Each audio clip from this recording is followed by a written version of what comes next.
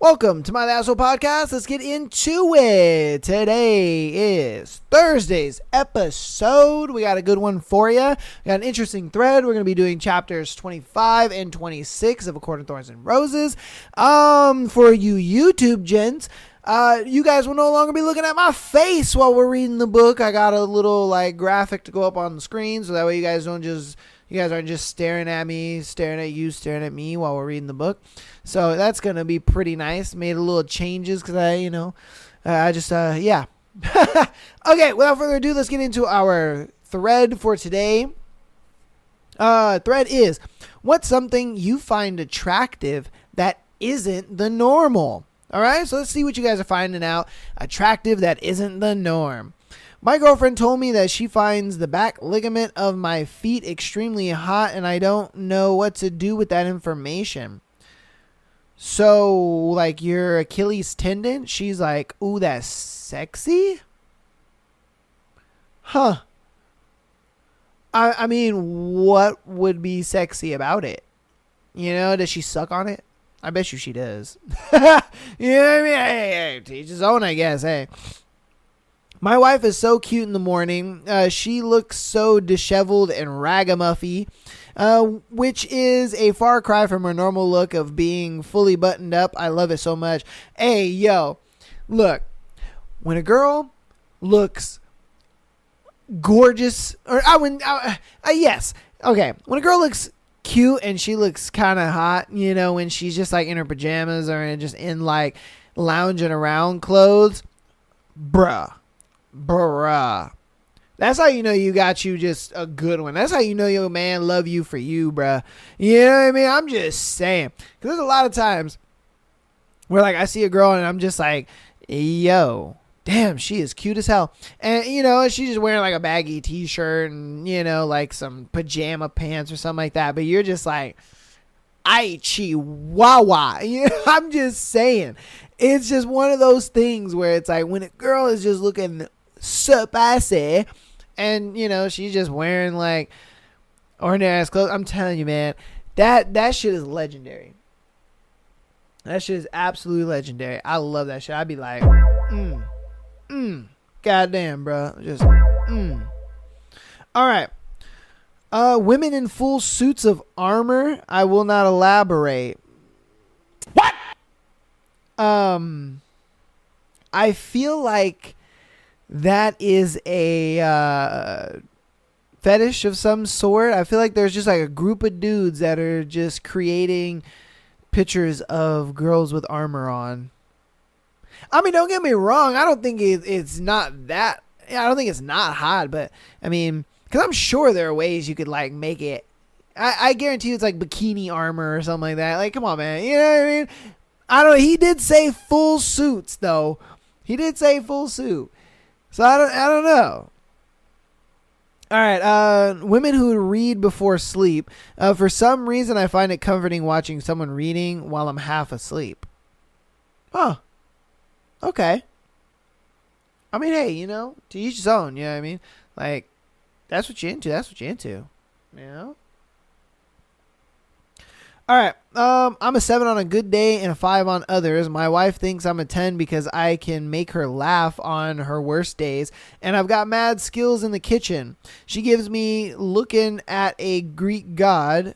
Yeah, she gives me looking at a Greek god eyes if I'm making her laugh while prepping appetizers after a hard day at work. Somewhere along the way, I forgot I was average looking because the way she looks at me makes me believe I'm loved for exactly who I am. And that's wholesome as fuck, brother.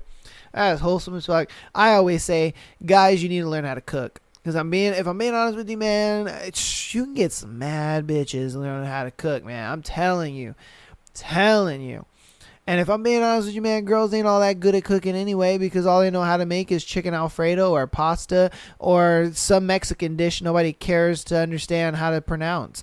Let's be honest here. That's all women know how to cook. A lot of dudes that know how to really cook, I mean, they cook. And man, they be cooking, brother. Cooking. And so that's what I'm saying. It's and then honestly for me, because I'm really good at cooking, and a lot of times when I like a girl, I will cook for her. Like, I'm telling you, if I cook for you, know you special. All right, facts. Just if I cook for you, if you say, hey, you should make this, and I make it, know you special. You know what I mean? Because I remember there was a time I learned how to make sushi for a girl. She ate it. She lit up when she had my sushi. I was like, oh my God. And, and she was like, what's in it? And I went all out, man. I was like, yeah, there's some like, little cucumber with the rice and the hoisin sauce. And then I did like, I did like a salmon roll where it was like, I had some salmon, some cucumbers, some, like the little carrot shavings, you know what I mean? I threw a little bit of that in there. And then I did like a teriyaki sauce. I did a bunch of other different rolls, but I got into it. But that's because I'm like, hey, girl, you is special, I'm telling you. If I make food for you, know you special. All right? Like, facts. All right, some men are ass men, and others are boob men. Me, I'm a hips man. Hey, all right, facts. Because me, if I had to choose, I'd be a butt guy. But I am a midriff man all the way. I don't know what it is, but when I just see a nice flat tummy, I'm like, I'm like, arr! I want that. I'm all about it. I don't know why. Like, crop tops are my fucking weakness. Oh my God, they're my weakness. Swear to God, if I see a girl and she's wearing a very, fitting crop top, either like, a skirt or leggings or whatever, I am just like, goddamn, son. Midriff is my shit. I understand like why you'd be a hips guy, because I'm sure you're more, if you had to choose, he'd be a butt guy as well. But I'm telling you, man, a good midriff, woo! Oh, my close second is thighs. I ain't gonna cap. Like a good midriff, you know what I mean? With some nice thighs. Yeah, I'm all about it. I like protruding ears. I mean, what would count as protruding ears? Like, you like girls that'd be like Dumbo size or something, you know what I mean? He probably, that might be what it is. I like a girl with some big ears. I love it when a girl is wearing a tank top and a bra underneath, and it's just a bunch of straps. Is it that you could see the straps? Because, like, I remember back in the day when girls would wear, like, a tank top and they'd wear a bra underneath, a lot of times you could literally see the whole bra. I mean, like, when it would poke out the top, I was like, damn, girl, them polka dots looking great on you. Or when they would wear a little lacy joint, you'd be like, wait, what? You'd be like, that's how you get down? Oh, man, yeah, that was like the Avril Lavigne back in the day, Man, yeah. Yeah, all my old people out there, you know what I'm talking about. Don't worry, I'm old too. Back, like I said, we whipping out the cane and bifocals today. God damn. But I'm dead serious though. It's like, go look that shit up. Early 2000s, like Avril Lavigne style. Where they'd wear the little white tank tops and you could see, the bra and whatnot. That shit was sexy, bro. That shit was sexy. Sharp canine teeth. It just makes me hung for some reason. Okay, alright, I ain't gonna lie, when there are girls that do the surgery to get the little vampire fangs, I find that to be hot. There is a girl on TikTok. She has like, she's a white girl, she has blonde hair, and she has a heavy, I mean thick, like country accent, and she has that. Oh, I followed her so fast. I was like, you're so pretty. Man, I'm like, she's so pretty. Oh my God, you guys better not find her and tell her I said that. Okay? I'll be mad. I'll be upset. Don't do that to me. But, if you want to hook us up, let your boy know. Crow's feet on older women's eyes. It makes me think they got them from smiling and being happy. Well, see, at least you put a happy connotation to it. Because Because when he said crow's feet, I'm like, what do you mean? Yeah, I would equate that to like, them smiling and them laughing a lot. Yeah, because I that's what I love about a girl who has dimples. But I like when she only has dimples, like when she smiles and stuff like that, because then it just actively makes me want to do things to make her smile so I can see her dimples. Yeah. Oh man, love that shit. Love it. Absolutely love it.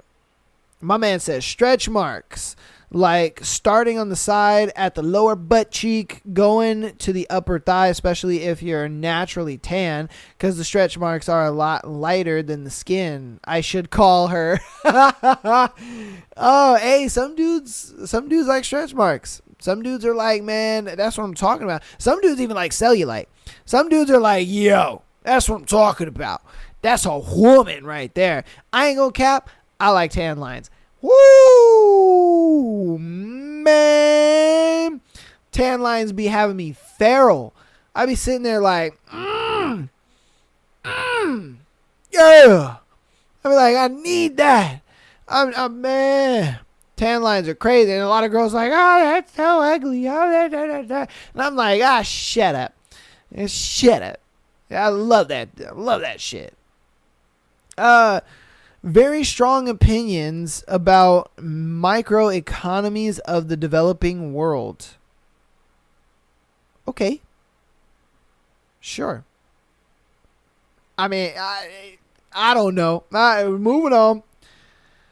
She says, short guys. I'm 5'9", and my husband is 5'6". One of the comments said, lead me to your people.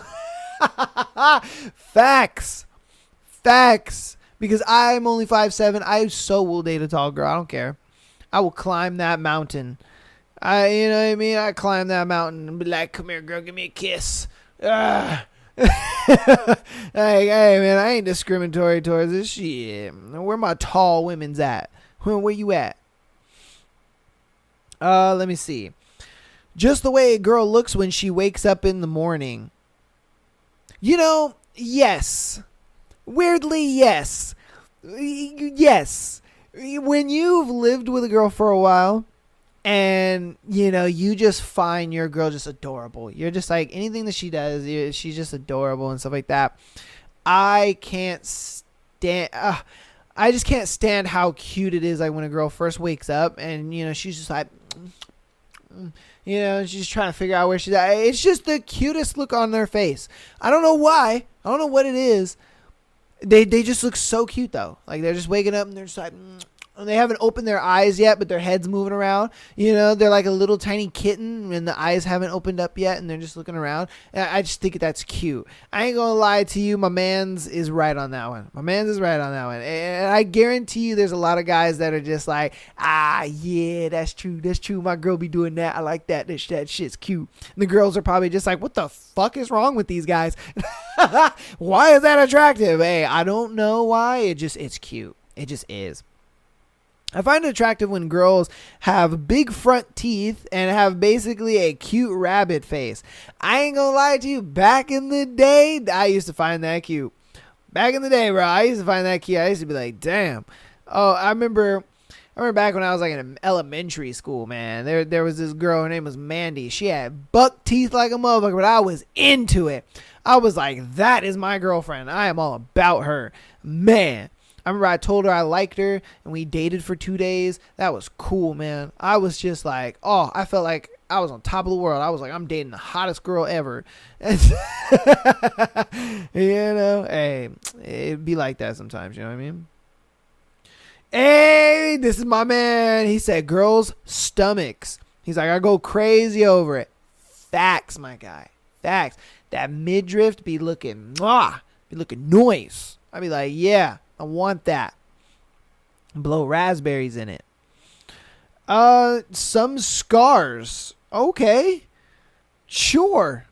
I want to say this is a female to a guy. Because I don't know any dudes that look at a girl and be like, yeah, I like her scars. You know what I mean? But I know for girls, a guy with scars is kind of attractive. So, yeah, that makes sense. It's got to be a girl. It's got to be. I love a big nose on a woman, especially a Roman nose. Okay. All right. To each its own. You know what I mean? I know there's some girls out there that got some schnozzes. You be like, yo, like you look at them straight on, right? Nose looks normal. It's fine. And then they turn to the side and it's like, boom. And you're like, yo, damn, girl. You look like Toucan Sam out in this bitch. Like, damn. Hey, if you got a big nose, though, it's all good. We love you. It's all we'd still smash. Shit. Don't change your nose for nothing, girl. I've noticed most of the girls I find attractive have big/tall foreheads, or like most of their facial features are in the bottom 2/3 of their face. I'm not sure why. I wonder if a part of me thinks that a small forehead people have little brains or something, but I couldn't tell you. It's just something I've noticed that I'm drawn to over the years. Huh. You know, I've never really looked at the foreheads of the girls that I've dated. Yeah, so I wouldn't know. I wouldn't know. I feel like I have a big forehead.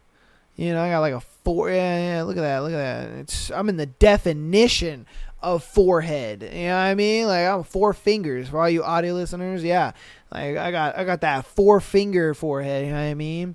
But it's all good. You know, I just got a big brain, you know what I mean? You know what they say about big forehead, you know, big brain, you know what I mean? Come on now.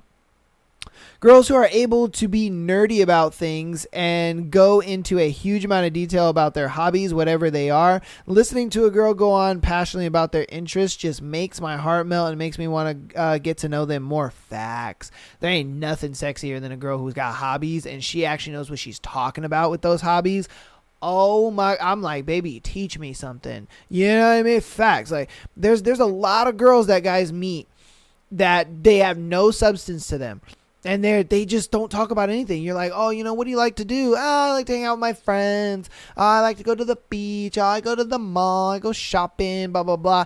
And you're just like, you don't like to do anything? They're like, no, I'm just on, like, Instagram. And, you know, I'll just go over to my friend's house, whatever. And you're just like, oh, my God. That's sadly a lot of girls that, you know, guys interact with. And I get it. You're probably sitting there like, oh, well, that's the hot, dumb girl, blah, blah, blah.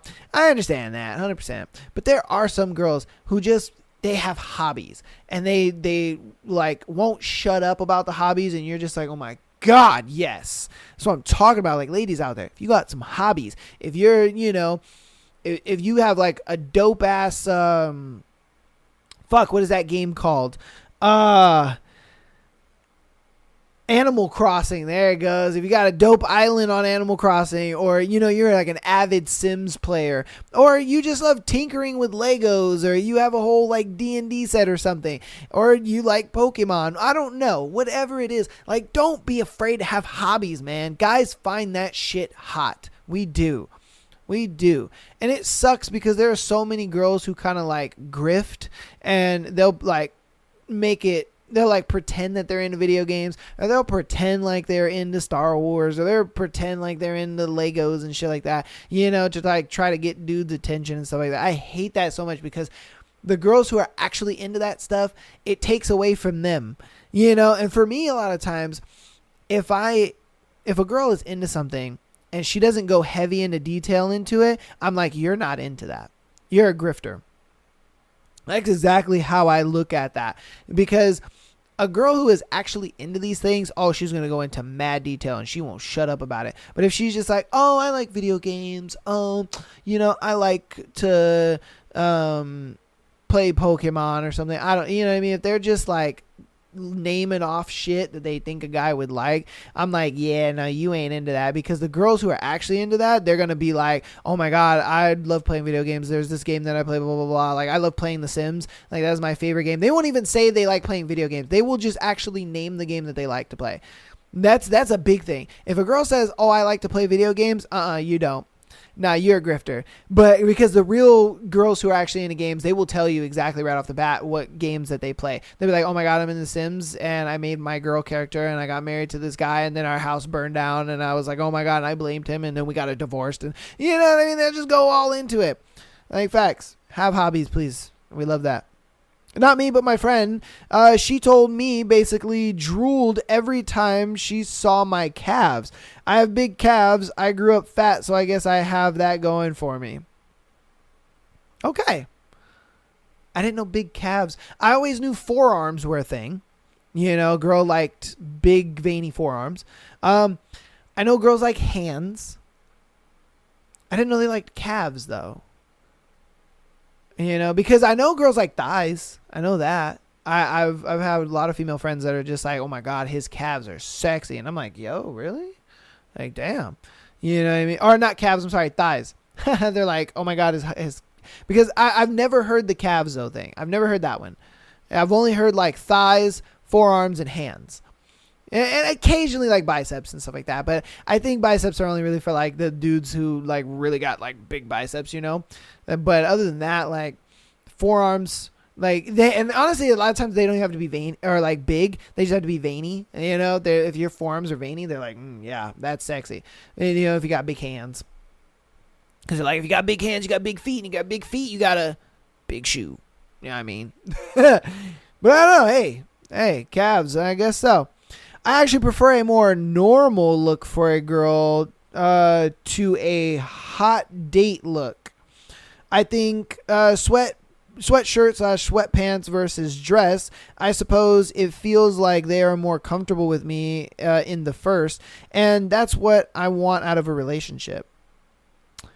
Look, I mean, on a date, they're gonna get dressed up regardless. Let's be honest here. That's just what that is. But I get it. Like when you guys are dating, you're like, she doesn't have to get dressed up. Like if we're dating already, that's my girlfriend. You can just kind of dress comfortable and casual and all that kind of stuff. Cause I'm a big fucking ponytail lover. All right. I love when girls put their hair in a ponytail. I think it's so relaxed. I think it's sexy. It shows more of your face. And I'm about it. I love that shit. Especially if you're the type of girl who like put your hair up in a ponytail and you still have like the little bangs and stuff. Oh my baby Jesus. Oh my God. Let me cook for you. I'm just saying. I'd be sitting there and I'd be like, damn, that's nice. And then like when they're in the gym and they like have the ponytail and they're wearing a hat and then the little ponytail kind of sticks out of like the little back part of the hat. Oh my baby Jesus. I'd be sitting there like, I like that. I won't mow it at. You know what I mean? Like damn, son. Damn. All right. When girls show their messy side, messy hair, too big hoodie and sweatpants, some stains of sauces or whatever on it, no makeup. Okay, the stains and sauces, that's a little weird. I don't know what's going on with that, brother. Come on now. That's a little too far. I think if a girl shows you that side of her, it's the biggest proof of trust and love. Facts. I just think like, when a girl is comfortable. You know what I mean? When she's just wearing comfy clothes, she's having a good time. You guys laughing and giggling. I do also think like another good indicator that a girl is comfortable around you is when she fucking eats. like, and I'm talking eats. Like, she out here like, yo, let me get the ribs. And you like, yeah, you eat ribs, girl? Damn. She like, damn right. And she finishes the whole half rack and you're like, huh. Yeah, you getting some penis tonight, girl. God damn. I'm just saying. Girls, I got a bit of an appetite on them. Yeah. Because I remember the first time that me and my ex-fiance, I remember we went to Chili's. We were dating at this time, and we were probably a couple months in or whatever. This girl ordered like a whole platter of different things. It was like wings. There were like the little slider bites thingies. And then there were like egg rolls on there. And then she had like another plate of like something else. And I was like, damn, girl. I was like, you going to eat all that? And she was just like, I'm going to try. She's like, I didn't know what I wanted to get like a little bit of everything because everything looks so good. And to me, Oh, I fell in love with her that day. I was like, yes, this is what I'm talking about. A girl who is not afraid to just kind of eat and be herself and just enjoy it. I think that's not really prevalent anymore with girls. I think girls have kind of gotten the hint, like, all right, we don't have to just eat fucking salads and shit like that on dates. I think more than not, girls are actually ordering food, which I appreciate. And I think a lot of other guys appreciate that shit too. You know? Really, when men cry, I know it's a vulnerable state, and I know that some men find it hard to express those emotions because of stereotypes and being told to man up and things. Yeah. I don't know. Sometimes, yeah, I feel like sometimes you can cry in front of your girl. I don't know if women find that attractive, though. You know what I mean? Like, I think it's situational. I do. I think it's situational. If it's a thing where it's like, it's actually a sad moment, like we're putting down a dog, or like a family member has passed away, or, you know, when like, you're simply like, I don't know, just like really impactful moments and stuff like that. I feel like, yeah, a girl would find that attractive in that fact that she cried. But I don't think a girl would find it attractive if you're just like, oh my God, I'm just having a hard day. I can't believe it. Like, the day is just not working with me. I think she would just look at you like, what the fuck, dude? Like, I had a hard day too, and you don't see me crying about it. You know, I really think it's situational. And I'm not trying to say that to like make girls seem like they don't have a heart or whatever. I just think that realistically, a girl would look at it like, dude, you're sitting here crying and bawling your eyes out just because you had a hard day. Like, I had a hard day too. You don't see me crying. You know what I mean? I don't know. I just, and then the same thing with like breakups. Like, if a girl breaks up with you and then you start crying, oh, bro, she ain't going to find you attractive over that. Nah, she going to talk mad shit about you. You know what I mean? I've seen it way too many times. And this hasn't been just to like, oh no, that's every once in a while. Nah, man, that's like almost all the time. Like, anytime a dude cries because a girl broke up with him, like, or he's crying for her back, like I said, I don't think that's attractive crying, bro. I just don't think it is. Again, you could be against me on that, but I just don't think that is attractive crying. I think that's a thing where the girl kind of is like, ick. Like, why are you crying? Get the fuck out of here. I broke up with you. You know, I don't know. I'm just saying. I'm not trying to make women seem like they're bad or anything, but it just seems more of the reality of it. All right. The strong-willed, quiet, confident, professional type women, they often get called bitchy because they don't play the office politics game. The type that if they were a guy, they'd be called a go-getter. I'm not talking the loud and obnoxious, I'm a bad bitch, that's just too real for just people. But the professional that can go toe to toe with anyone in their given profession. That and athletic shoulders. This motherfucker. He's like, yeah, I like me some broad shoulder women. You know what I mean? Like, yeah. Yeah. I like. Don't get me wrong. I think a woman that is like good at what she does, it can be very attractive. 100%. A woman that is good at what she does, you know what I mean? She goes to work and, you know, she's got her shit together. That can be sexy. 100%. I think it's more sexy when a man is like that than when a woman is like that. But I do understand where he's coming from in that, because there's some times where even like I look at it like, damn, that she's like good at something. Like, for me, if a woman has musical talent, oh, that turns me on. I'm like, yo, I like that. You know what I mean? Because it shows that she has like the patience and the practice and the dedication to like put that time into something. So I know that she's going to be like that with our relationship. You know what I mean? She's going to treat our relationship the same way that she treated learning that instrument or learning, you know, whatever it is, her job, or, you know, because she's like, I'm putting my all into this, you know, because in order to learn an instrument or learn a language or learn anything, you have to put your all into it. Yeah, you have to, or else you're not going to learn it. You're not going to be good at it. That's just the way things go. And so when I see that in a woman, I'm like, yes, that is the type of woman that's going to put her all into something, instead of like a girl that's, just kind of half-assing a lot of shit, and she's just getting by in life, and, she's just floating through the ether, and you know what I mean? She's just basing everything off of crystals and star signs, it's just like, that's why those girls aren't attractive to guys, all right. I'll probably do two more. I think a one-piece bathing suit is hotter than a two-piece. Really? I wonder why you say. Now see, look, I'm a midriff guy, so that's why I like the two-piece. But I wonder what would be appealing about a one-piece suit. I don't know. I can't find anything appealing about a one-piece bathing suit, to be honest with you.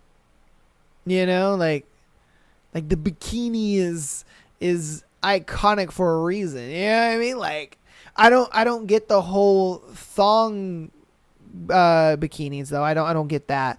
I really don't. I'm like, girl, what the fuck are you doing? You know what I mean? Like, I'm not saying don't wear them. I'm just saying I just don't get it. I like the normal like bikini look on the buttocks, but hey, if you want your butt cheeks hanging out in public, do your thing. Do your thing, like whatever. All right, this is gonna be our last one. I love moles. I think they're really attractive, as well as someone who is very smart. There's something about it. Moles, huh? That's surprising. I wonder what would be so attractive about moles. You know what I mean? Like what? I understand like beauty marks. I remember, a lot of times back when Eva Mendes was like the hot thing. That was probably in the time when she was like in the movie Hitch. She was in the Ghost Rider movies. She was in a couple other movies, but I remember Eva Mendes around that time. She had a beauty mark like right above her lip. And the men went feral over that shit. They were like, yo, it was just an iconic thing with her look. You know what I mean? Obviously she's got that beautiful caramel skin, and, she's really pretty facial feature wise, but you ask a lot of guys who knew Eva Mendes in that like time period, and a lot of them would be like, yeah, that beauty mark was sexy. It's weird, but it's the truth. So maybe that's what it is for him. Like, that's why he likes moles. So I don't know. But that's going to be the end of that thread. Hopefully you guys enjoyed it. Let me know what is something that you find attractive that isn't a normally attractive thing. You guys let me know down in the comments. Get involved down there. I'd love to hear your opinions, because I love when you guys bounce your opinions off and when you guys, challenge my opinions, whatever the case may be. But yeah. Love that shit. I'm going to hop into announcements real quick, and then we'll get into chapters 25 and 26 of According to Thorns and Roses. Patreon.com/My Asshole Podcast. Get an exclusive episode every single Friday, as well as being able to send in your scenario to be featured on Tuesday and Sunday shows. Get on that Patreon, man. A year's worth of content over there, just waiting for you guys. Just waiting for you guys to just salivate on that stuff. You love what we're doing over here, man. On the free 99 shows, you're going to definitely love what we got going on over there, all right? Audio listeners, keep downloading the podcast as well as rating it 5 stars. It helps out a lot. I do appreciate all the support that you guys show regardless. If you want to help on the free 99 side of things even more, go ahead and follow us on Instagram, TikTok, as well as YouTube. It does help out a lot, and it's free, baby. It's free. And I got a shit ton of content over on the TikTok and the Instagram. So again, if you want to see the audio and visual, because I do the video on YouTube, I do the video and I do an audio version of it over there, so that way you guys have the best of both worlds. And if you're a Spotify person, that's cool too. You could do that as well. It doesn't bother me at all. I'm just giving you guys options, but yeah, you know what I mean? So subscribe to us on the YouTube. Even if you are an audio listener, like if you're primarily an audio listener, you can still listen to just the audio. I have all the episodes audioed out over there on YouTube just for you. So that way you guys can just listen to the audio. So if you're the type of person, you have like YouTube Red, or I think that's what it's called, YouTube Red, the subscription thing for YouTube where you can like listen to a video and you can close out your phone as well. Yeah, I have all the audios over there, so check it out. The links are all in the description. I have all the playlist links down there as well. Catch your boy streaming over on Kick and Twitch. I'm going to start streaming on YouTube as well.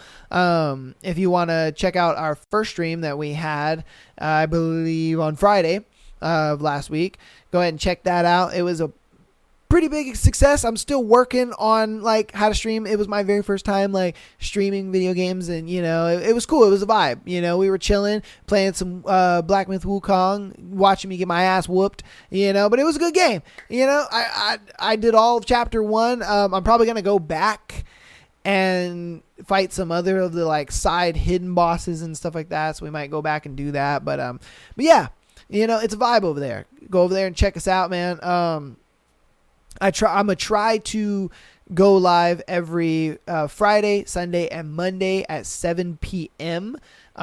Eastern Standard Time. So if you want to check that out, definitely check it out. It's a lot of fun. And yeah. So without further ado, though, let's go ahead and get into chapters 25 and 26 of A Court of Thorns and Roses. And I'll move you guys over right now. Chapter 25. Tamlin was called away to one of the borders hours after I found that head. Where and why, he wouldn't tell me. But I sensed enough from what he didn't say. The blight was indeed crawling from other courts, directly toward ours. He stayed the night, the first he'd ever spent away, but sent Lucian to inform me that he was alive. Lucian had emphasized that last word enough that I slept terribly, even as a small part of me marveled that Tamlin had bothered to let me know about his well-being. I knew I was headed down a path that would likely end in my mortal heart being left in pieces, and yet I couldn't stop myself. I hadn't been able to since that day with the Naga. But seeing that head, the games these courts played, with people's lives as tokens on a board, it was an effort to keep food down whenever I thought about it. Yet, despite the creeping malice, I awoke the next day to the sound of merry fiddling, and when I looked out the window, I found the garden bedecked in ribbons and streamers. On the distant hills, I spied the makings of fires and maypoles being raised. When I asked Alice, whose people I'd learned were called the Urisk, she simply said, "Summer solstice. The main celebration used to be at the summer court, but things are different. So now we have one here, too. You're going." Summer. In the weeks that I'd been painting and dining with Tamlin and wandering the courtlands at his side, summer had come. Did my family still truly believe me to be visiting some long-lost aunt? What were they doing with themselves? If it was the solstice, then there would be a small gathering in the village center. Nothing religious, of course, though the children of the blessed might wander in to try to convert the young people. Just some shared food, donated ale from the solitary tavern, and maybe some line dances. The only thing to celebrate was a day's break from the long summer days of planting and tilling.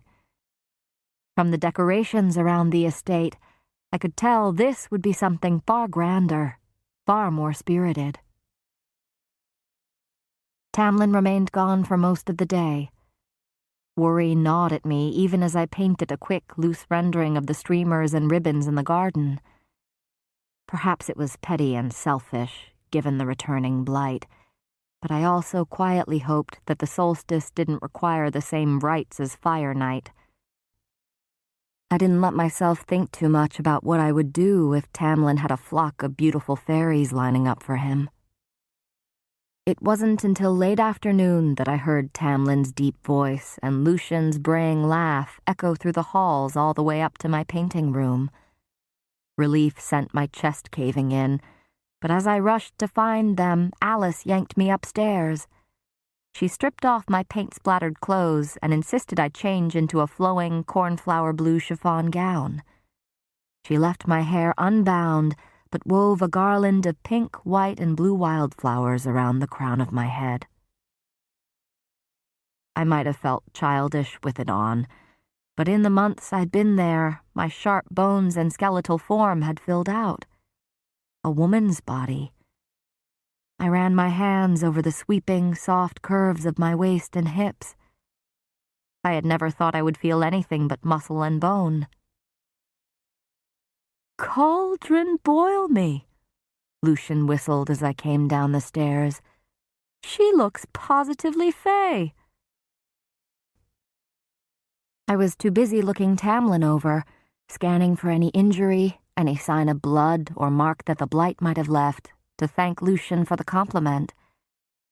But Tamlin was clean, almost glowing, completely unharmed, and smiling at me.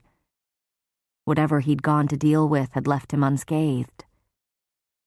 "You look lovely," Tamlin murmured, and something in his soft tone made me want to purr.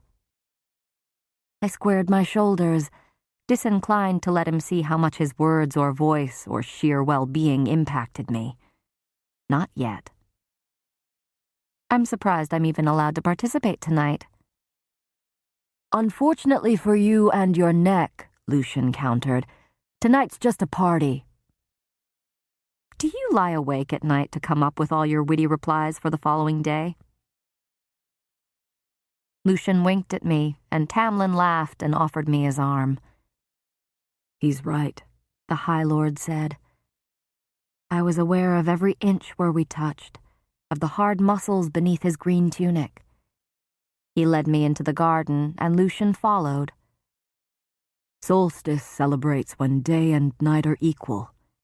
It's a time of neutrality, when everyone can take down their hair and simply enjoy being a fairy.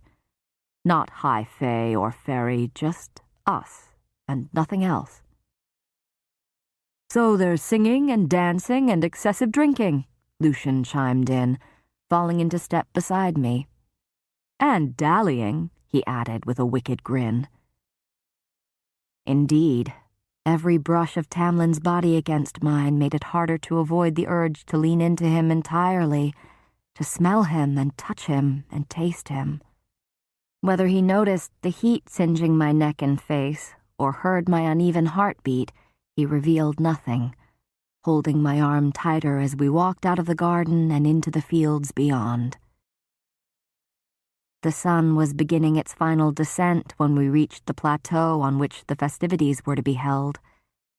I tried not to gawk at the fairies gathered, even as I was in turn gawked at by them. I'd never seen so many in one place before, at least not without the glamour hiding them from me. Now that my eyes were open to the sight, the exquisite dresses and lithe forms that were shaped and colored and built so strangely and differently were a marvel to behold. Yet what little novelty my own presence by the High Lord's side offered soon wore off, helped by a low, warning growl from Tamlin that sent the others scattering to mind their own business. Table after table of food had been lined up along the far edge of the plateau, and I lost Tamlin while I waited in line to fill a plate, leaving me to try my best not to look like I was some human plaything of his. Music started near the giant smoking bonfire, fiddles and drums and merry instruments that had me tapping my feet in the grass. Light and joyous and open, the mirthful sister to the bloodthirsty fire night. Lucian, of course, excelled at disappearing when I needed him, and so I ate my fill of strawberry shortcake, apple tart, and blueberry pie. No different from summer treats in the mortal realm, alone beneath a sycamore covered with silken lanterns and sparkling ribbons. I didn't mind the solitude, not when I was busy contemplating the way the lanterns and ribbons shone, the shadows they cast. Perhaps it would be my next painting. Or maybe I would paint the ethereal fairies beginning to dance. Such angles and colors to them. I wondered if any of them had been the subjects of the painters whose work was displayed in the gallery. I moved, only to get myself something to drink. The plateau became more crowded as the sun sank toward the horizon. Across the hills, other bonfires and parties began, their music filtering through the occasional pause in ours. I was pouring myself a goblet of golden sparkling wine when Lucian finally appeared behind me, peering over my shoulder. "I wouldn't drink that if I were you." "Oh?" I said, frowning at the fizzing liquid. "Berry wine at the solstice," Lucian hinted. I said, taking a sniff. It didn't reek of alcohol. In fact, it smelled like summers spent lying in the grass and bathing in cool pools. I'd never smelled anything so fantastic. "I'm serious," Lucian said as I lifted the glass to my lips, my brows raised. "Remember the last time you ignored my warning?" He poked me in the neck, and I batted his hand away. "I also remember you telling me how witchberries were harmless, and the next thing I knew I was half delirious and falling all over myself," I said, recalling the afternoon from a few weeks ago. I'd had hallucinations for hours afterward, and Lucian had laughed himself sick, enough so that Tamlin had chucked him into the reflection pool. I shook away the thought. Today, just for today, I would indeed let my hair down. Today, let caution be damned. Forget the blight hovering at the edges of the court, threatening my high lord and his lands. Where was Tamlin, anyway? If there had been some threat, surely Lucian would have known. Surely they would have called off the celebration.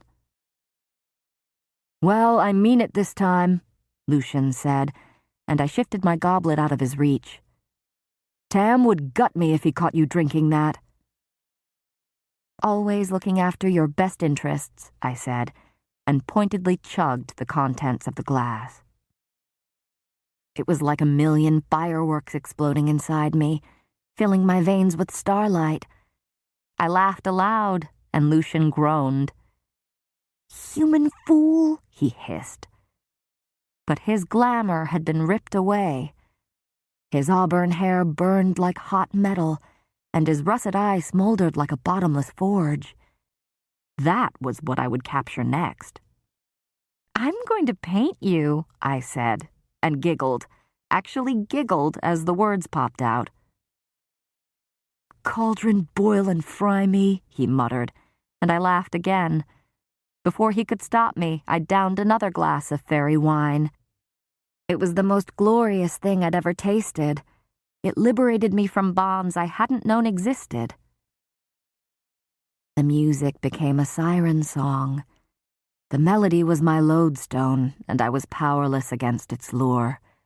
With each step, I savored the dampness of the grass beneath my bare feet. I didn't remember when I'd lost my shoes. The sky was an eddy of molten amethyst, sapphire, and ruby, all bleeding into a final pool of onyx. I wanted to swim in it, wanted to bathe in its colors and feel the stars twinkling between my fingers. I stumbled, blinking, and found myself standing at the edge of the ring of dancing. A cluster of musicians played their fairy instruments, and I swayed on my feet as I watched the fairies dancing, circling the bonfire. Not formal dancing. It was like they were as loose as I was, free. I loved them for it. "Damn it, Feyre," Lucian said, gripping my elbow. "Do you want me to kill myself trying to keep you from impaling your mortal hide on another rock?" "What?" I said, turning to him. The whole world spun with me, delightful and entrancing. "Idiot," he said when he looked at my face. "Drunken idiot." The tempo increased. I wanted to be in the music, wanted to ride its speed and weave between its notes. I could feel the music around me like a living, breathing thing of wonder and joy and beauty. "Feyre, stop," Lucian said, and grabbed me again. I'd been dancing away, and my body was still swaying toward the pull of the sound. "You stop. Stop being so serious," I said, shaking him off. I wanted to hear the music, wanted to hear it hot off the instruments. Lucian swore as I burst into movement. I skipped between the dancers, twirling my skirts. The seated, masked musicians didn't look up at me as I leaped before them, dancing in place. No chains, no boundaries, just me and the music, dancing and dancing. I wasn't a fairy, but I was a part of this earth, and the earth was a part of me, and I would be content to dance upon it for the rest of my life. One of the musicians looked up from his fiddling, and I halted.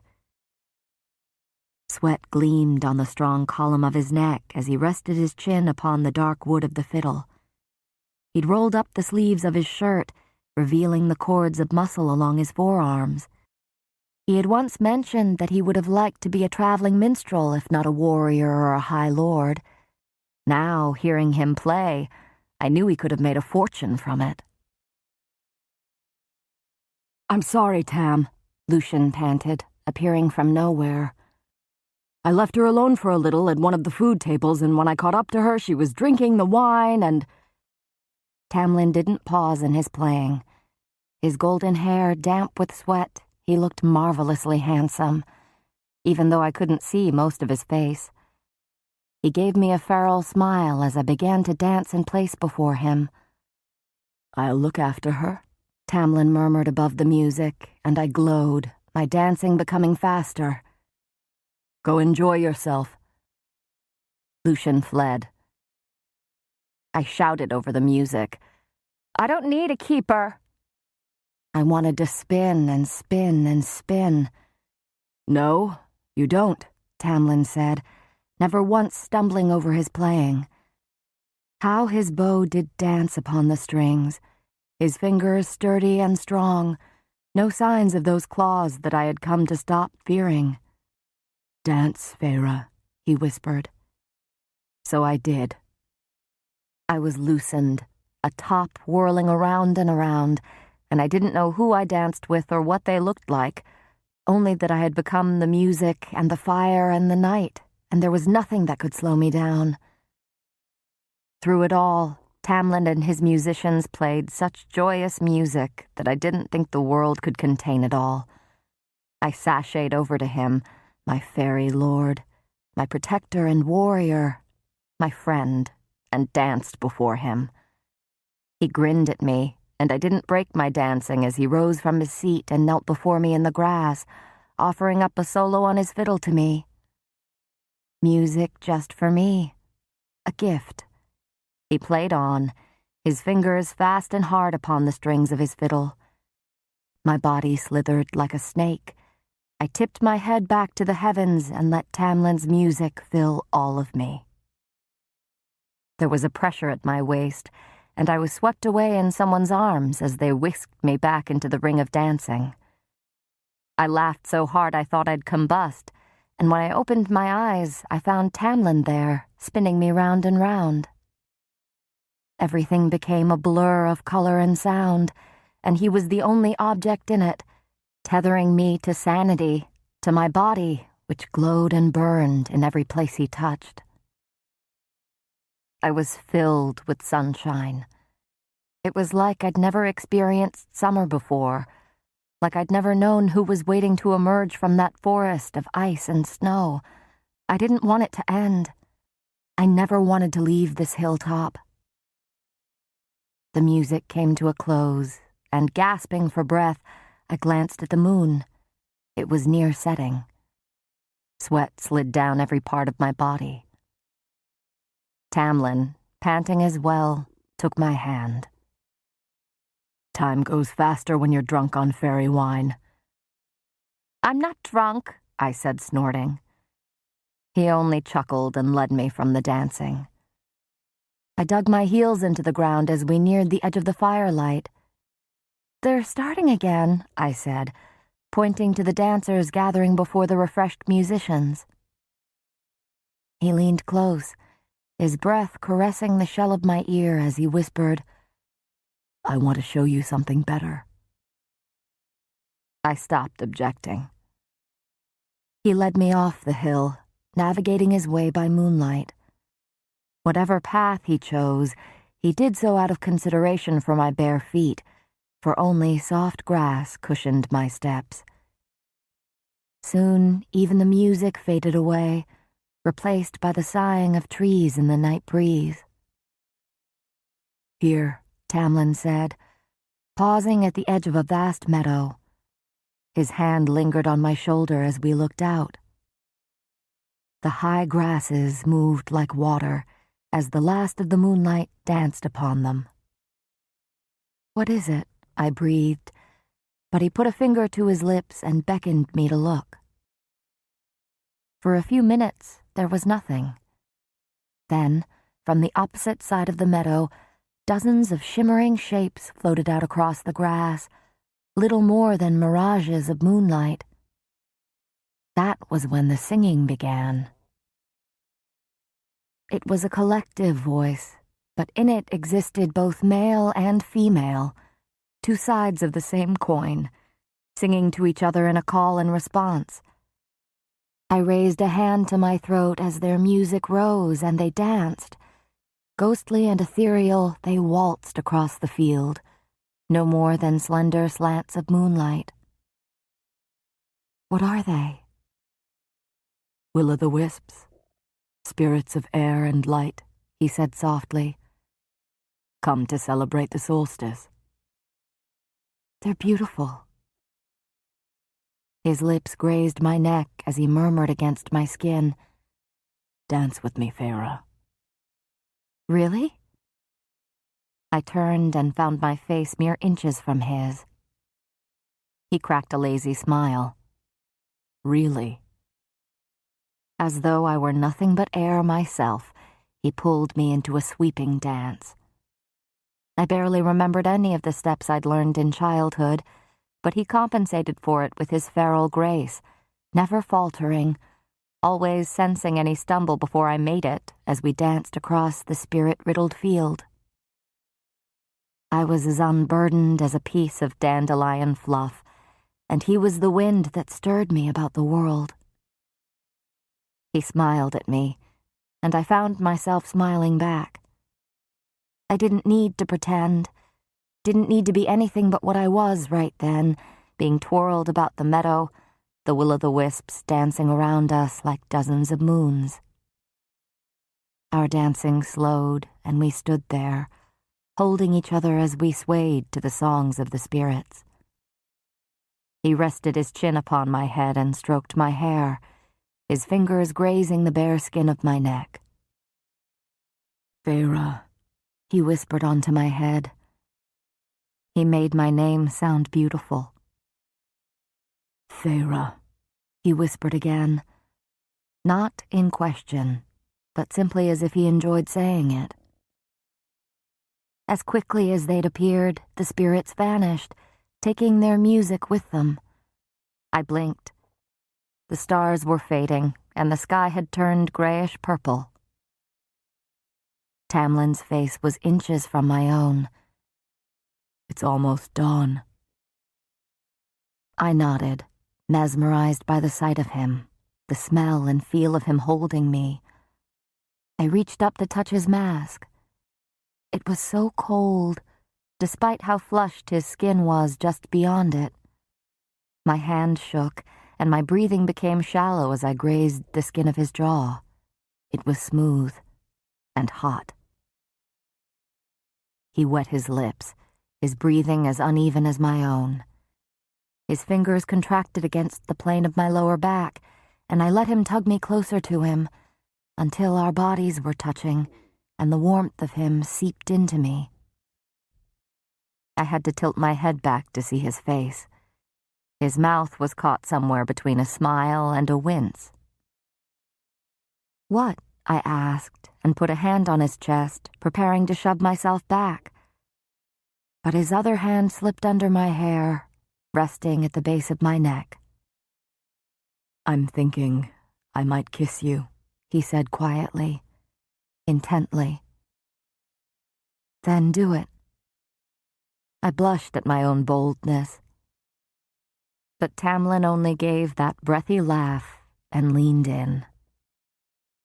His lips brushed mine, testing, soft and warm. He pulled back a little. He was still staring at me, and I stared right back as he kissed me again, harder, but nothing like the way he'd kissed my neck. He withdrew more fully this time and watched me. "That's it?" I demanded, and he laughed and kissed me fiercely. My hands went around his neck, pulling him closer, crushing myself against him. His hands roved my back, playing in my hair, grasping my waist, as if he couldn't touch enough of me at once. He let out a low groan. "Come," he said, kissing my brow. "We'll miss it if we don't go now." "Better than will-o'-the-wisps?" I asked, but he kissed my cheeks, my neck, and finally my lips. I followed him into the trees, through the ever-lightening world. His hand was solid and unmovable around mine as we passed through the low-lying mists, and he helped me up a bare hill slick with dew. We sat atop its crest, and I hid my smile as Tamlin put an arm around my shoulder, tucking me in close. I rested my head against his chest while he toyed with the flowers in my garland. In silence, we stared out over the rolling green expanse. The sky shifted into periwinkle, and the clouds filled with pink light. Then, like a shimmering disk too rich and clear to be described, the sun slipped over the horizon and lined everything with gold. It was like seeing the world being born, and we were the sole witnesses. Tamlin's arm tightened around me, and he kissed the top of my head. I pulled back, looking up at him. The gold in his eyes, bright with the rising sun, flickered. "What?" "My father once told me that I should let my sisters imagine a better life, a better world. And I told him there was no such thing." I ran my thumb over his mouth, marveling, and shook my head. I never understood, because I couldn't believe that it was even possible. I swallowed, lowering my hand. Until now. His throat bobbed. His kiss that time was deep and thorough, unhurried and intent. I let the dawn creep inside me, let it grow with each movement of his lips and brush of his tongue against mine. Tears pricked beneath my closed eyes. It was the happiest moment of my life.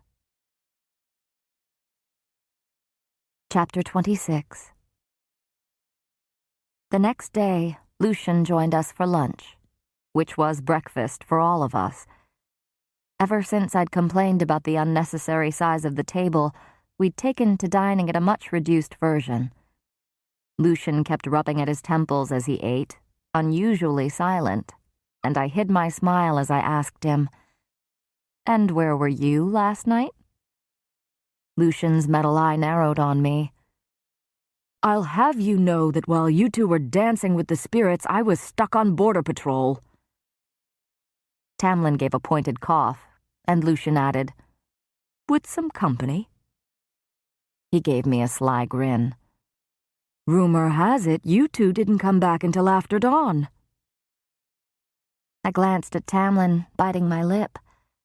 I'd practically floated into my bedroom that morning. But Tamlin's gaze now roved my face as if searching for any tinge of regret, of fear. Ridiculous. "You bit my neck on fire night," I said under my breath.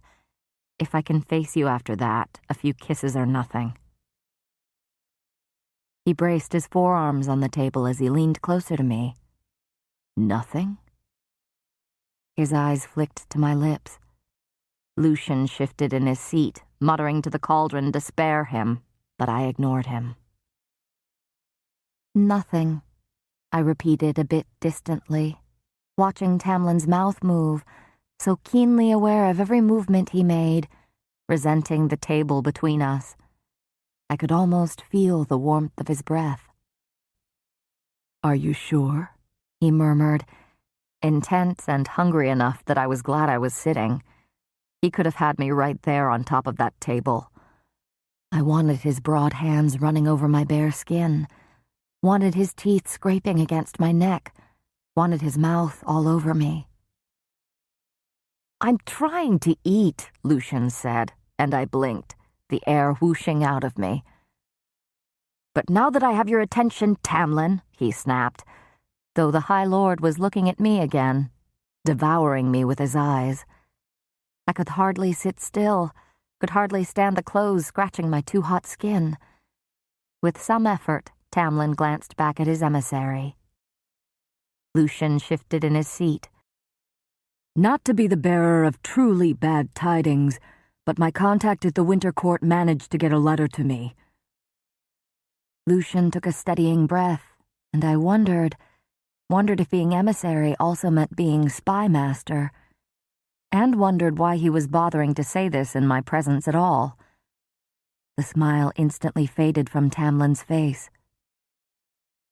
"The blight," Lucian said tightly, softly. "It took out 24 of their younglings. 24, all gone." He swallowed. "It just burned through their magic, then broke apart their minds. No one in the Winter Court could do anything. No one could stop it once it turned its attention toward them. Their grief is unfathomable. My contact says the other courts are being hit hard, though the Night Court, of course, manages to remain unscathed. But the blight seems to be sending its wickedness this way, farther south with every attack." All the warmth, all the sparkling joy drained from me like blood down a drain. "The blight can truly kill people?" I managed to say. "Younglings, it had killed children, like some storm of darkness and death. And if offspring were as rare as Alice had claimed, the loss of so many would be more devastating than I could imagine." Tamlin's eyes were shadowed, and he slowly shook his head, as if trying to clear the grief and shock of those deaths from him. "The blight is capable of hurting us in ways you—" He shot to his feet so quickly that his chair flipped over. He unsheathed his claws and snarled at the open doorway, canines long and gleaming. The house, usually full of whispering skirts and chatter of servants, had gone silent. Not the pregnant silence of fire night, but rather a trembling quiet that made me want to scramble under the table, or just start running. Lucian swore and drew his sword. "Get Feyre to the window, by the curtains," Tamlin growled to Lucian, not taking his eyes off the open doors. Lucian's hand gripped my elbow, dragging me out of my chair. "What's—" I started, but Tamlin growled again, the sound echoing through the room. I snatched one of the knives off the table and let Lucian lead me to the window, where he pushed me against the velvet drapes. I wanted to ask why he didn't bother hiding me behind them, but the fox-masked fairy just pressed his back into me, pinning me between him and the wall. The tang of magic shoved itself up my nostrils. Though his sword was pointed at the floor, Lucian's grip on it tightened until his knuckles turned white. Magic. A glamour. To conceal me, to make me a part of Lucian, invisible, hidden by the fairy's magic and scent. I peered over his shoulder at Tamlin, who took a long breath and sheathed his claws and fangs, his baldric of knives appearing from thin air across his chest. But he didn't draw any of the knives as he righted his chair and slouched in it, picking at his nails, as if nothing were happening. But someone was coming, someone awful enough to frighten them, someone who would want to hurt me if they knew I was here. The hissing voice of the adder slithered through my memory. There were worse creatures than it, Tamlin had told me. Worse than the Naga and the Suriel, and the bog, too. Footsteps sounded from the hall. Even, strolling, casual. Tamlin continued cleaning his nails, and in front of me, Lucian assumed a position of appearing to be looking out the window. The footsteps grew louder, the scuff of boots on marble tiles. And then he appeared. No mask. He, like the adder, belonged to something else. Someone else. And worse, I'd met him before. He'd saved me from those 3 fairies on Fire Night. With steps that were too graceful, too feline, he approached the dining table and stopped a few yards from the High Lord. He was exactly as I remembered him, with his fine, rich clothing cloaked in tendrils of night, an ebony tunic brocaded with gold and silver, dark pants and black boots that went to his knees. I'd never dared to paint him, and now knew I would never have the nerve to. "High Lord?" the stranger crooned, inclining his head slightly. Not a bow. Tamlin remained seated. With his back to me, I couldn't see his face, but Tamlin's voice was laced with the promise of violence as he said, "What do you want, Rhysand?" Rhysand smiled, heartbreaking in its beauty, and put a hand on his chest. "Rhysand? Come now, Tamlin. I don't see you for 49 years and you start calling me Rhysand? Only my prisoners and my enemies call me that." His grin widened as he finished, and something in his countenance turned feral and deadly, more so than I'd ever seen Tamlin look. Rhysand turned, and I held my breath as he ran an eye over Lucian. "A fox mask. Appropriate for you, Lucian." "Go to hell, Rhys," Lucian snapped. "Always a pleasure dealing with the rabble," Rhysand said, and faced Tamlin again. I still didn't breathe. "I hope I wasn't interrupting." "We were in the middle of lunch," Tamlin said, his voice void of the warmth to which I'd become accustomed. The voice of the High Lord. It turned my insides cold. "Stimulating," Rhysand purred. "What are you doing here, Rhys?" Tamlin demanded, still in his seat. "I wanted to check up on you. I wanted to see how you were faring, if you got my little present." "Your present was unnecessary." "But a nice reminder of the fun days, wasn't it?" Rhysand clicked his tongue and surveyed the room. "Almost half a century holed up in a country estate. I don't know how you manage it. But," he said, facing Tamlin again, "you're such a stubborn bastard that this must have seemed like a paradise compared to Under the Mountain. I suppose it is. I'm surprised, though. 49 years and no attempts to save yourself or your lands. Even now that things are getting interesting again." "There's nothing to be done," conceded Tamlin, his voice low. Rhysand approached Tamlin, each movement smooth as silk. His voice dropped into a whisper, an erotic caress of sound that brought heat to my cheeks. "What a pity that you must endure the brunt of it, Tamlin, and an even greater pity that you're so resigned to your fate. You might be stubborn, but this is pathetic. How different the High Lord is from the brutal warband leader of centuries ago." Lucian interrupted, And what do you know about anything? You're just Amarantha's whore. Her whore I might be, but not without my reasons. I flinched as his voice whetted itself into an edge. At least I haven't bided my time among the hedges and flowers while the world has gone to hell. Lucian's sword rose slightly. If you think that's all I've been doing, you'll soon learn otherwise. Little Lucian, you certainly gave them something to talk about when you switched to spring. Such a sad thing to see your lovely mother in perpetual mourning over losing you. Lucian pointed his sword at Rhysand. Watch your filthy mouth. Rhysand laughed, a lover's laugh, low and soft and intimate. Is that any way to speak to a High Lord of Prythian? My heart stopped dead. That was why those fairies had run off on Fire Night. To cross him would have been suicide. And from the way darkness seemed to ripple from him, from those violet eyes that burned like stars.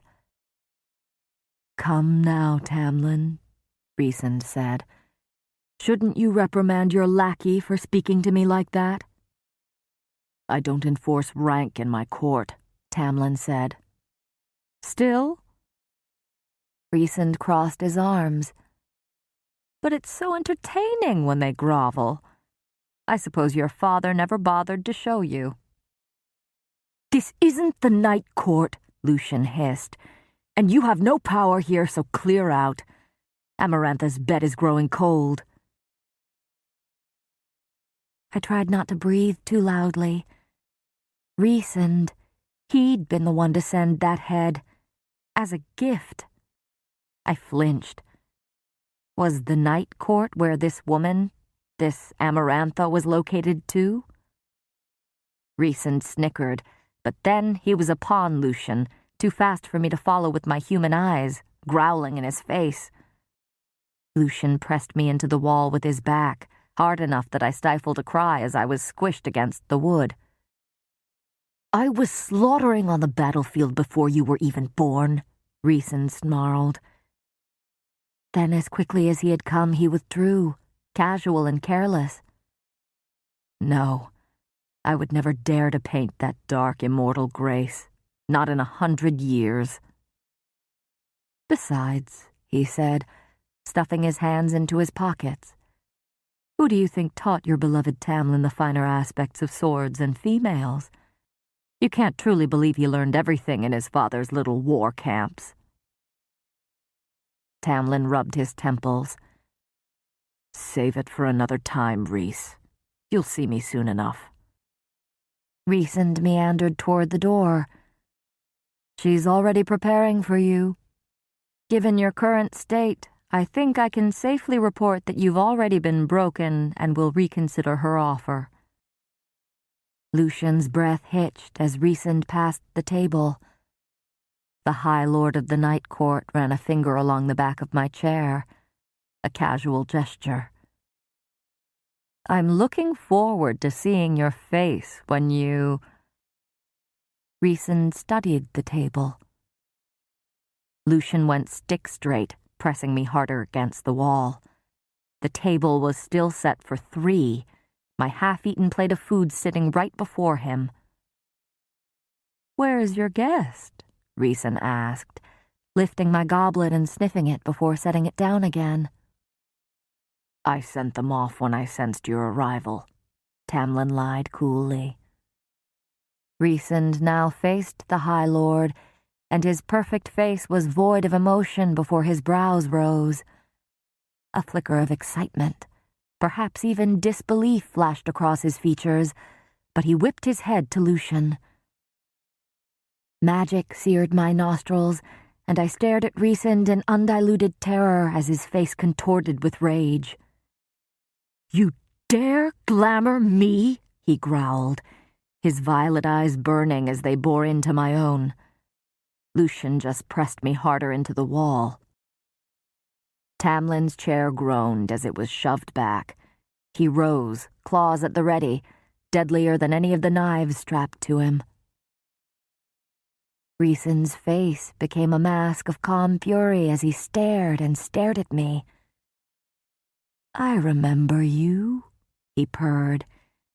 "It seems like you ignored my warning to stay out of trouble." He turned to Tamlin. "Who, pray tell, is your guest?" "My betrothed," Lucien answered. "Oh? Here I was, thinking you still mourned your commoner lover after all these centuries," Rhysand said, stalking toward me. The sunlight didn't gleam on the metallic threads of his tunic, as if it balked from the darkness pulsing from him. Lucien spat at Rhysand's feet and shoved his sword between us. Rhysand's venom-coated smile grew. "You draw blood from me, Lucien, and you'll learn how quickly Amarantha's whore can make the entire Autumn Court bleed, especially its darling lady." The color leached from Lucien's face, but he held his ground. It was Tamlin who answered. "Put your sword down, Lucien." Rhysand ran an eye over me. "I knew you liked to stoop low with your lovers, Lucien, but I never thought you'd actually dabble with mortal trash." My face burned. Lucien was trembling, with rage or fear or sorrow, I couldn't tell. "The lady of the Autumn Court will be grieved indeed when she hears of her youngest son. If I were you, I'd keep your new pet well away from your father." "Leave, Rhys," Tamlin commanded, standing a few feet behind the High Lord of the Night Court. And yet he didn't make a move to attack, despite the claws, despite Rhysand still approaching me. Perhaps a battle between two High Lords could tear this manor to its foundations and leave only dust in its wake. Or perhaps, if Rhysand was indeed this woman's lover, the retaliation from hurting him would be too great, especially with the added burden of facing the blight. Rhysand brushed Lucien aside as if he were a curtain. There was nothing between us now, and the air was sharp and cold. But Tamlin remained where he was, and Lucien didn't so much as blink as Rhysand, with horrific gentleness, pried the knife from my hands and sent it scattering across the room. "That won't do you any good anyway," Rhysand said to me. "If you were wise, you would be screaming and running from this place, from these people. It's a wonder that you're still here, actually." My confusion must have been written across my face, for Rhysand laughed loudly. "Oh, she doesn't know, does she?" I trembled, unable to find words or courage. "You have seconds, Rhys," Tamlin warned. "Seconds to get out." "If I were you, I wouldn't speak to me like that." Against my volition, my body straightened, every muscle going taut, my bones straining. Magic, but deeper than that. Power that seized everything inside me and took control. Even my blood flowed where he willed it. I couldn't move. An invisible talon-tipped hand scraped against my mind, and I knew. One push, one swipe of those mental claws, and who I was would cease to exist. "Let her go," Tamlin said, bristling, but didn't advance forward. A kind of panic had entered his eyes, and he glanced from me to Rhysand. "Enough!"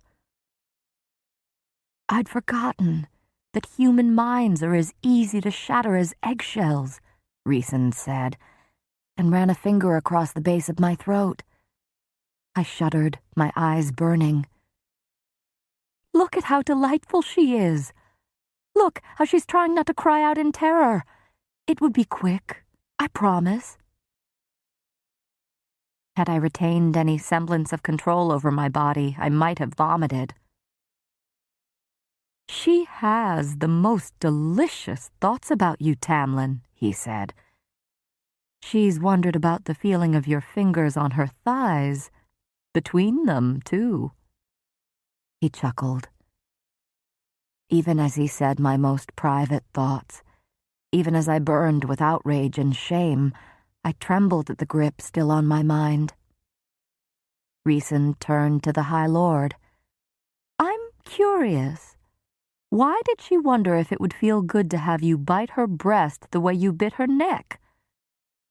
"Let her go." Tamlin's face was twisted with such feral rage that it struck a different, deeper chord of terror in me.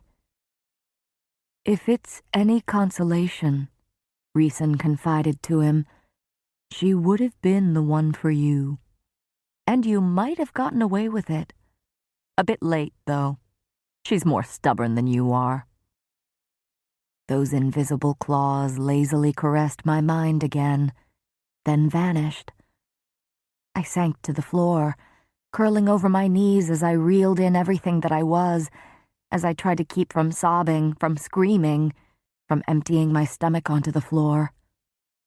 "Amarantha will enjoy breaking her," Rhys observed to Tamlin. "Almost as much as she'll enjoy watching you as she shatters her bit by bit." Tamlin was frozen, his arms, his claws hanging limply at his side. I'd never seen him look like that. "Please," was all that Tamlin said. "Please what?" Rhys said, gently, coaxingly, like a lover. "Don't tell Amarantha about her," Tamlin said, his voice strained. "And why not? As her whore," he said with a glance tossed in Lucian's direction, "I should tell her everything." "Please," Tamlin managed, as if it were difficult to breathe. Rhys pointed at the ground, and his smile became vicious. "Beg, and I'll consider not telling Amarantha." Tamlin dropped to his knees and bowed his head. "Lower." Tamlin pressed his forehead to the floor, his hand sliding along the floor towards Rhys's boots. I could have wept with rage at the sight of Tamlin being forced to bow to someone, at the sight of my High Lord being put so low. Rhys pointed at Lucian. "You too, fox boy." Lucian's face was dark, but he lowered himself to his knees, then touched his head to the ground. I wished for the knife Rhys had chucked away, for anything with which to kill him. I stopped shaking long enough to hear Rhys speak again.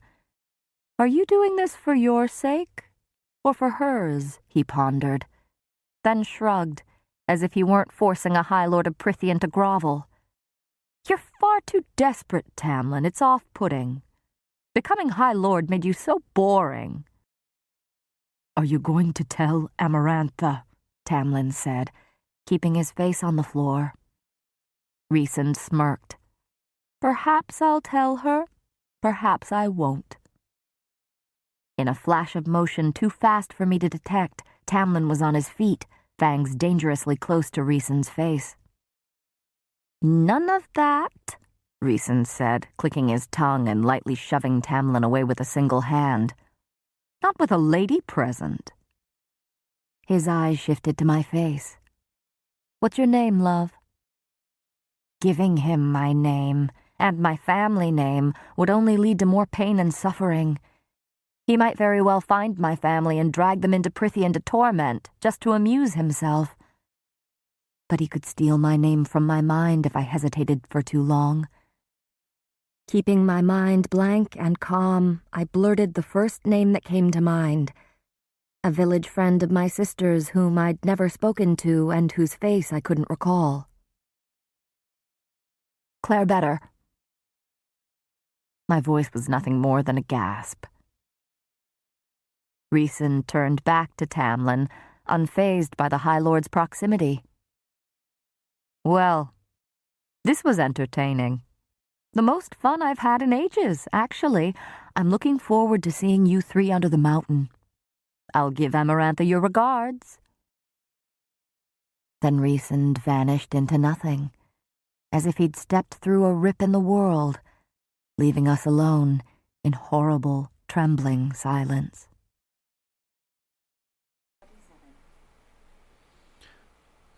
Damn. Is all I can say to that. Is damn. If I'm being honest with you. My boy, Tamlin. My man, it took only 2 chapters for my man to finally, kiss the girl. Like, Feyre, she ready to fuck, bro. I don't know what Tamlin's doing. That nigga playing around. Because Feyre ready to fuck. And then, out of nowhere, this Rhys dude comes out of nowhere and just humbles him. I know he was like, oh, I definitely ain't getting the coochie now. And this man said, bow. He said, beg, motherfucker. Like, yo. Hey, yo. It's getting juicy. And then I think I don't know who this chick is. Amaranthia or whatever. But, and is that Tamlin's, like main bitch or something? Like, oh, we about to find out some crazy shit. But we'll find that out next week. Hope you guys enjoyed today's episode. Hope you guys enjoyed the chapters we've gone through in Court of Thorns and Roses. Hope you guys are just enjoying everything in general, man. I appreciate you guys so much. I love you all. Patreon people, I'll see you on Friday. And for all you free 99 motherfuckers, I'll see you on Tuesday. All right? Love you guys all. I'll see you later. Peace.